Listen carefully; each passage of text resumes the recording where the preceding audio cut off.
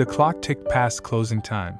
The street outside was empty, the kind of quiet that made you feel like the whole world had stopped breathing. Inside the small convenience store, Mara Lewis wiped the counter one last time, tired but content. She'd worked a double shift, her back ached, but she was proud. Another honest day, another small victory. She didn't know that in less than 5 minutes, her world would tilt into darkness. The doorbell chimed. 3 men walked in, drunk, loud, and smiling in a way that made her skin crawl. The tallest one's boots slammed against the tile floor, his grin wide, sharp. "We're not here to buy," he said, and those words froze the air in her lungs. In that moment, she wasn't a cashier. She was prey. Her heart pounded as fear crept up her spine. Outside, the sun sank lower, painting the store windows in gold, a cruel contrast to what was about to unfold inside. The men moved closer. One blocked the exit. Another leaned on the counter. The leader, the one with the name tag Kyle, reached for her shirt and ripped it. The sound wasn't loud, but it shattered something inside her. And no one was supposed to be here. No one to help. No one to hear. But life has a strange way of answering prayers we never speak aloud.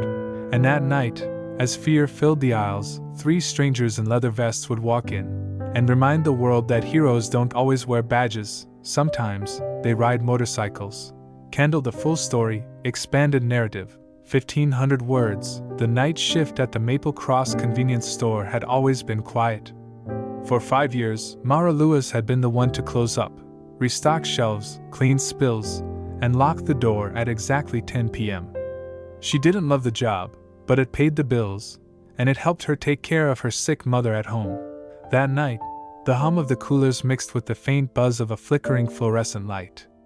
The clock read 10:07 p.m., 7 minutes past closing. She was running late but didn't mind. The air smelled of fresh coffee, and for once she was at peace. Then the bell above the door chimed. 3 men entered. Not customers, predators.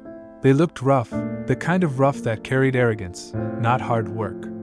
The one in front, tall, with dirty blonde hair and a leather jacket, had a smirk that reeked of trouble. His name tag, crookedly pinned to his jacket, said, "Kyle." Mara's stomach dropped. "I'm sorry, we're closed," she said softly, clutching the rag in her hand like a shield. Kyle chuckled, glancing around. "Closed? Oh, sweetheart, we're just getting started." The second man, broad shoulders, red flannel, chewing gum like he owned the place, laughed under his breath. The third leaned lazily against a shelf, blocking the aisle near the door. The air thickened. Mara's pulse raced. She took a small step backward, fingers trembling near the register. The store had no panic button, and her phone was in her bag by the backroom door. Too far. Kyle leaned closer, resting both hands on the counter. His grin widened. "What's wrong? Don't you like company?" When she didn't respond, his tone shifted darker. "Hey, I'm talking to you." He grabbed the front of her shirt. The sound of tearing fabric filled the space. Mara gasped, clutching the torn edge, trying to pull back, but his grip was strong. The other 2 laughed, their shadows stretching long across the tile. "Guess we found our entertainment tonight," one sneered. Fear paralyzed her. She thought of her mother, frail, waiting at home, and how she always said, "You never know who walks into your life. Some come to hurt you. Some come to save you." She wanted to scream, but no sound came. Then, a noise, from the back of the store. A thud. Then another. Kyle froze. His friends stopped laughing. All 3 turned toward the aisle. Mara's eyes followed their gaze. From the shadows between the shelves, 3 men stepped forward, calm, deliberate, unhurried. The leader emerged first. A tall, broad man with a salt and pepper beard, tattoos curling down both arms, and a black leather vest with a white patch that read, "Hell's Angels." Behind him came 2 others, one bald with a dark beard, the other younger, hair to his shoulders, sunglasses resting on his head even indoors. They looked like they'd seen fights before, and won every one. The leader's boots clicked against the floor. He didn't raise his voice. He didn't need to. "You might want to let go of that," he said quietly. eyes fixed on Kyle's hand gripping Mara's shirt. Kyle tried to smirk, but the sound came out thin. "What's it to you, old man?" The biker didn't move for a moment. Then he took one slow step forward. Just one. The energy in the room shifted. The air grew heavy, not from fear, but authority. Kyle hesitated, then slowly released her. His smirk vanished.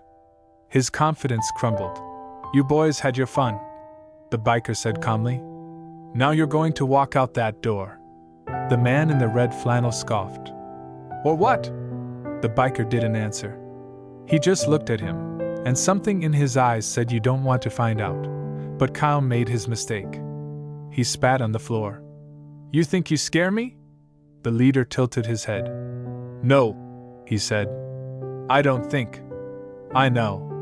The next few seconds blurred into chaos. Kyle lunged. His arm was caught midair, twisted, and in one smooth motion, the biker had him on the floor, groaning in pain. The bald biker intercepted the second thug, slamming him against the counter so hard that candy bars fell from the shelves. The third man didn't move, just raised his hands and backed away until he hit the door. The bell chimed as he bolted outside. Silence. Kyle stumbled up, cursing under his breath, holding his wrist. His eyes darted between the three bikers before he turned and ran. The bald one laughed quietly. "Thought so." The leader turned back to Mara, his eyes soft now. "You okay, miss?" Mara's breath shook. She nodded, tears pooling in her eyes. "Yes, thank you." He nodded once. "Keep your lights on for a while. You're not as alone as you think." He turned to leave, but paused at the door. The setting sun painted his leather vest gold for a moment before he stepped outside. Mara stood frozen, watching through the glass as the Hells Angels mounted their bikes. Engines roared, echoing like thunder down the empty street. The sound faded. The silence that followed wasn't frightening, it was peaceful. She looked down at her torn shirt, hands trembling, and for the first time that night she smiled. Not because she wasn't scared anymore, but because she realized something profound. Heroes don't always wear badges. Sometimes, they wear tattoos, leather, and a quiet kind of strength that doesn't need recognition, just the courage to stand up when others look away.